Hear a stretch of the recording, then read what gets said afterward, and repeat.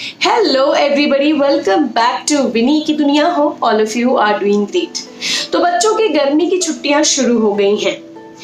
बच्चों को गर्मी की छुट्टी में व्यस्त रखना हम माओ का सबसे बड़ा हेडेक होता है कि भाई पूरे दिन भर बच्चे को करवाएं तो करवाएं क्या। टीवी देखना, खेलना, कूदना, किसी समर कैंप को ज्वाइन कर लेना, ये तो आजकल आम बात हो गई है। लेकिन बिना समर कैंप ज्वाइन किए आपका बच्चा कैसे बिजी रह सकता है जिसमें उसका कुछ फायदा भी हो, यानी कि उसका मनोरंजन भी हो, और हमारा यानी कि बच्चा कुछ ना कुछ सीखे भी घर रहते हुए। ये कैसे पॉसिबल है? तो मेरा आज का जो वीडियो है वो इसी चीज पर बेस्ड है।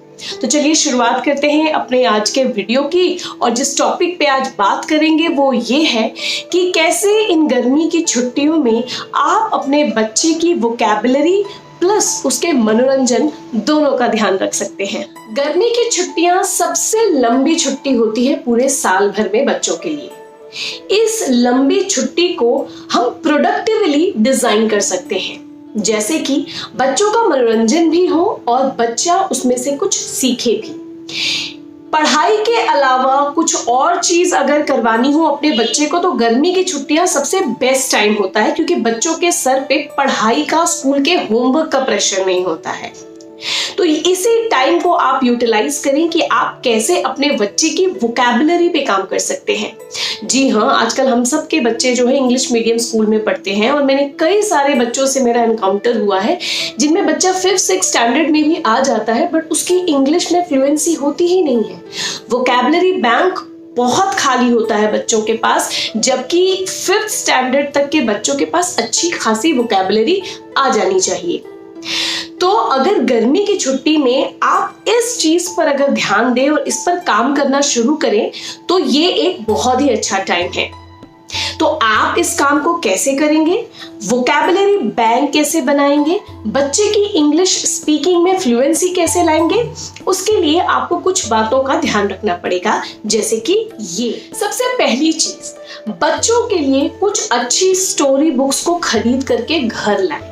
जी हाँ, ज्यादा से ज्यादा स्टोरी बुक्स अगर बच्चों के पास होती है तो बच्चों के पास पढ़ने के लिए बहुत सारे ऑप्शंस होते हैं। हाँ, लेकिन इसमें एक बात का ध्यान जरूर रखें कि स्टोरी बुक एक सिंगल स्टोरी के लिए एक सिंगल बुक लेने से ज्यादा बेटर है कि हम जो है एक ऐसी बुक लें जिसमें 5 या 10 या 15-20 इस तरीके की स्टोरीज ऑलरेडी हो। उससे फायदा क्या होता है कि एक तो क्लटर कम हो जाता है।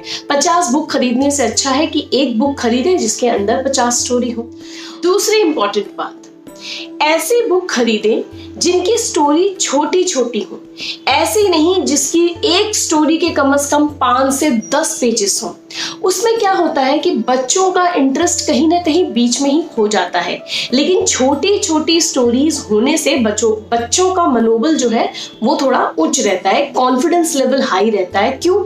क्योंकि हर दिन वो बच्चा एक स्टोरी कंप्लीट कर लेता है। आप अपने ऊपर भी इसको लेकर के सोच सकते हैं कि अगर आपने कोई काम लिया और उस काम को खत्म कर दिया तो आपका कॉन्फिडेंस लेवल वैसे ही बढ़ जाता है और उस काम को अगले दिन करने में आपके पास एक इंटरेस्ट रहता है। सिमिलरली स्टोरीज के साथ भी वही चीज है। अगर एक स्टोरी बच्चा पढ़ लेता है तो उसका मनोबल बढ़ जाता है और अगले दिन उसको लगता है कि ये काम तो बहुत इजी है, मैं आराम से कर सकता हूँ इस काम को, और इससे मम्मी पापा भी खुश हो जाते हैं।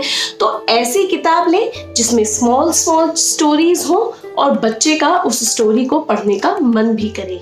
रीडिंग करते समय बच्चे को हमेशा ये कहें कि अपने हाथ में एक पेंसिल ले, और जब वो उस स्टोरी को रीड कर रहा हो तो जो भी हार्ड वर्ड्स, डिफिकल्ट वर्ड्स जो उसके समझ में न आए हो उसको अंडरलाइन कर ले।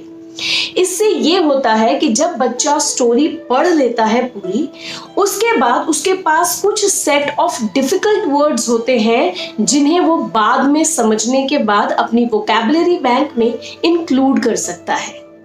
उसके बाद बच्चे को एक डायरी दें, और वो डायरी स्पेसिफिकली सिर्फ इसी चीज के लिए हो। हमेशा बच्चे को कहें कि जो स्टोरी तुमने पढ़ी और जो डिफिकल्ट वर्ड तुमने अंडरलाइन किया, इस डायरी में पहले तो उस स्टोरी का नाम लिखो, और जितने भी डिफिकल्ट वर्ड्स तुमने अंडरलाइन किए हैं उन सारे डिफिकल्ट वर्ड को इसमें पेन डाउन। उसके बाद आता है आपका काम। बच्चे ने जो भी डिफिकल्ट वर्ड्स लिखे हुए हैं आप उन डिफिकल्ट वर्ड्स का मतलब उनको लिखवाएं। अगर आपको खुद नहीं पता है तो आप गूगल पे जाकर के या वर्ड वेब पे जाकर के उन डिफिकल्ट वर्ड की मीनिंग प्रॉपरली अपने बच्चे को लिखवाएं और उसके बाद बच्चे से कहें कि जब वो डिफिकल्ट वर्ड की मीनिंग जान गए हैं तो उन्हीं वर्ड का यूटिलाइजेशन करके वो 2 से 3 सेंटेंसेस लिखें। इससे क्या होता है कि बच्चे को वो डिफिकल्ट वर्ड का मतलब तो पता चलता ही है, प्लस उसको ये भी पता चलता है कि इस वर्ड को मुझे रोजमर्रा की जिंदगी में या अपनी कम्युनिकेशन में कैसे इनकलकेट करना है। क्योंकि बच्चों को कई बार वो ये प्रैक्टिस तो होती है कि डिफिकल्ट वर्ड को अंडरलाइन कर दें, लेकिन ये मालूम नहीं होता है कि इस वर्ड को मैं कब यूज करूं, कैसे यूज करूं। तो ये प्रैक्टिस होना बहुत ज्यादा जरूरी है। इसीलिए डिफिकल्ट वर्ड की मीनिंग जानने के बाद उसी वर्ड पे बेस्ड 2 से 3 सेंटेंसेस अगर बच्चा बनाए तो उसकी वोकैबुलरी तो इंप्रूव होती ही है, प्लस उसकी वर्ड को लेकर के अंडरस्टैंडिंग भी अच्छी होती है और उसका वो यूटिलाइजेशन सीखता है। अब वो स्टोरी को कितना समझा और वो क्या उस स्टोरी को अपने शब्दों में लिख सकता है, ये जानने के लिए आप अपने बच्चे से कहें कि जो भी स्टोरी तुमने पढ़ी है उस स्टोरी की 2 या 4 लाइन की समरी लिखो।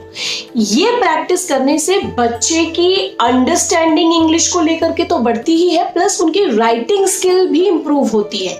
क्या होता है, किसी भी चीज को इलैबोरेट करना आसान होता है, उसको समराइज करना बहुत मुश्किल होता है।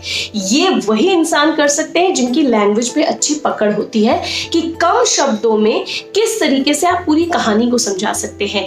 तो आप अपने बच्चे को जब रीराइट करने के लिए स्टोरी कहेंगे तो कहीं ना कहीं ही और शी विल अप्लाई हिज और हर माइंड कि उसने क्या पढ़ा है।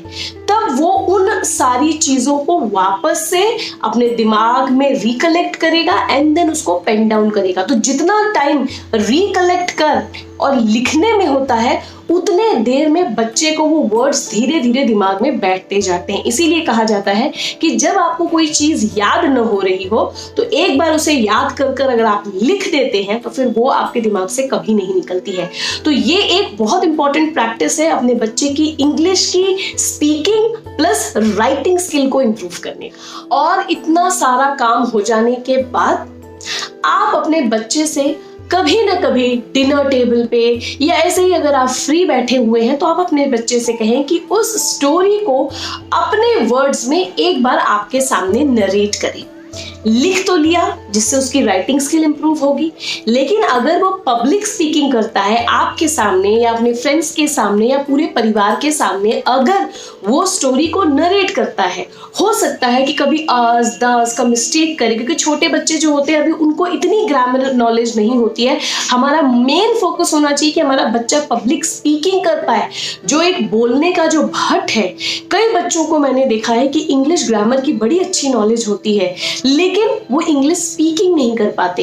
ये इसलिए कि वो लैक ऑफ कॉन्फिडेंस में होते हैं। बच्चों का कभी कॉन्फिडेंस इतना बाहर निकल ही नहीं पाता कि वो 2 लोगों के सामने ये बात कह पाए, और वो झेप में अपनी चीज अपने अंदर ही दबाए रह जाते हैं। और बाद में भविष्य में जब बड़े लेवल पे जाते हैं, जब उनको जीडी में बैठाया जाता है या किसी ग्रुप डिस्कशन में किसी टॉपिक पे बात छेड़ी जाती है, तो वो बच्चे जानते तो सब कुछ है लेकिन सब अपने अंदर दबाए रहते हैं। क्यों? क्योंकि अंदर उनके कॉन्फिडेंस होता ही नहीं है पब्लिक को फेस करने का।